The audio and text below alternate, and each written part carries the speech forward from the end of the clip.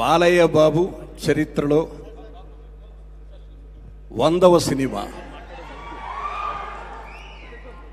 100వ cinema అంటే ఎన్నిక చేసుకున్న సబ్జెక్ట్ గౌతమీపుత్ర శాతకర్ణి. మొట్టమొదటి తెలుగు చక్రవర్తి కథను ఎన్నుకోవడం తెలుగు జాతి గర్వించదగ్గ విషయం. ఇది మామూలు విషయం కాదు.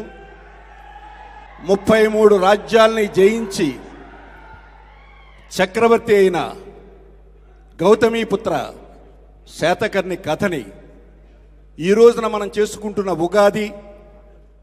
ఉగాది పచ్చడి ఆయనతో ప్రారంభమైంది. అటువంటి మహనీయుడి చారిత్రాత్మక కథని నిజంగా తీయాలని ఆలోచన కృషికు రావడం, దాన్ని బాలయ్య బాబు ఆమోదించడం నిజంగా తెలుగు జాతి గర్వించదగ్గ విషయం అని మీ అందరికీ తెలియజేస్తాను. ఏ పాత్ర వేసినా ఆ పాత్రలో ఒదిగిపోయే బాలయ్య ఈ పాత్రలో మామూలుగా కనిపించడు.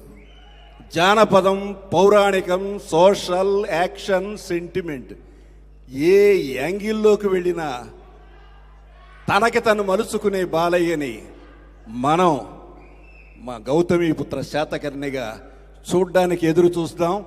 ఇది చరిత్ర సృష్టించాలని మనసారా కోరుకుంటున్నా. గౌతమీపుత్ర శాతకర్ణి ఈ ప్రారంభోత్సవానికి ఇచ్చేసినటువంటి 50 మంది పెద్దలకు, సినీ ప్రముఖులకు, నందమూరి అభిమానులకు ప్రతి ఒక్కరికి పేరు పేరున నా హృదయపూర్వక స్వాగతం. చాలా ఆనందంగా ఉంది.